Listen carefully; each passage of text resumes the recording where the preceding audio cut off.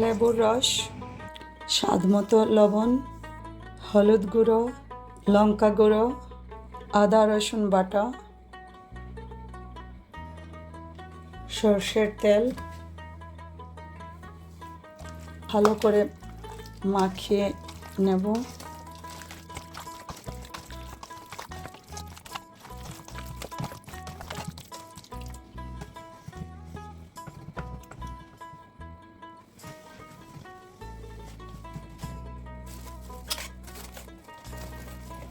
কয়েক ঘন্টার জন্য ফ্রিজে রেখে দেব। আচারি মাংস করব, তাই পেঁয়াজ কেটে নিচ্ছি। আচারি মাংসতে একটু বেশি করে পেঁয়াজ দিলে ভালো লাগবে। পেঁয়াজ কুচি কুচি করে নিচ্ছি। মাংসটা ম্যারিনেট করে রেখে দিয়েছি, ওতে আদা রসুন দিয়ে ম্যারিনেট করেছি মাংস। আর আমি এই পেঁয়াজগুলো ইউজ করছি কারণ এই পেঁয়াজে খুব ভালো ফ্লেভার আর ঝাঁঝও হয় বেশি। আমি চুলায় আঁচ দিয়ে কড়াই বসিয়ে দিয়েছি। আমি আজ লো ক্রোশেট এই কড়াইতে রান্না করব। এটা খুব ভারী হয়, তাই মাংস রান্নাতে খুব ভালো। দিয়ে দিচ্ছি সর্ষের তেল। এই রান্নাটা সর্ষের তেলে ভালো হয় যেহেতু আচারি। তেল গরম হয়ে গেছে, দিয়ে দিচ্ছি পেঁয়াজ কুচি।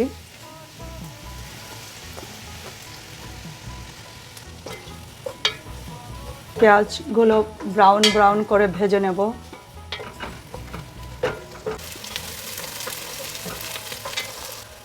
পেঁয়াজ ভাজা হয়ে গেছে, দিয়ে দেব কিছু টমেটো কুচি।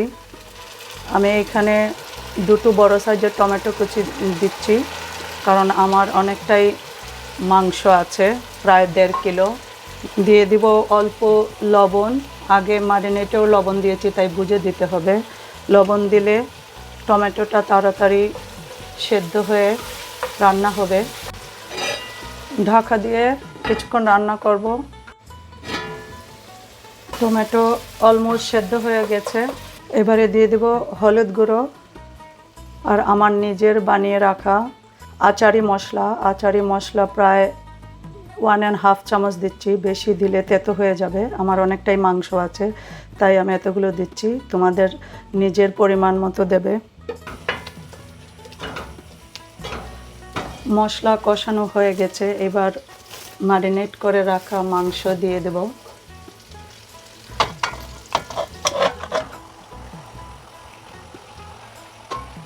নেড়ে চেড়ে মাংস কষিয়ে নেব।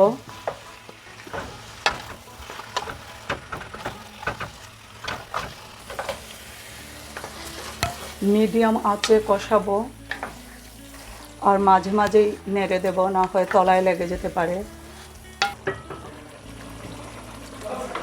মাংস কষানো হয়ে গেছে, মাংস থেকে অনেকটাই জল বেরিয়েছে। মাংসর গামলাটা যেটাতে ম্যারিনেট করেছিলাম সেটা ধুয়ে জল দিয়ে দেব। বেশি জল দেব না কারণ যেহেতু আচারি গোশত, তার আচারি মাংস তার জন্য বেশি ঝোল ঝোল হবে না। এমনভাবে জল দেব যাতে মাংসটা হয়ে গিয়ে গামাকা গামাকা হয়। এবারে ঢাকা লাগিয়ে 20-25 মিনিট ডিমে আঁচে রান্না করব।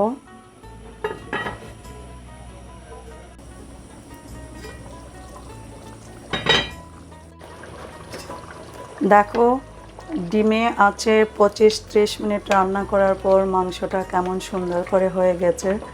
দেখো একদম সেদ্ধ হয়ে গেছে। আর দেখো আমি এত বেশি তেল দিইনি, কিন্তু মাংসর থেকে অনেক তেল বেরিয়েছে। এবার আমি এখানে কিছু টুকরো পেঁয়াজ কেটে রেখেছিলাম, এগুলো দিয়ে দেব। এইখানে এই খোসাসহ কিছু রসুনের কোয়া আছে, ওগুলো দিয়ে দেব। তারপরে 5 মিনিট রান্না করব হাই ফ্লেমে। এই পেঁয়াজ আর রসুনের কোয়াগুলো সেদ্ধ হবে আর এই মাংসের ঝোলটাও কমে আসবে। আমার আচারি মাংস রান্না করা হয়ে গেছে। এবার কিছু ধনেপাতা দিয়ে দেব, তারপরেই হয়ে যাবে।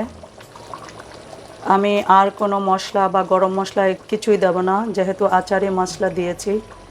তো তোমাদের কেমন লাগলো জানিও।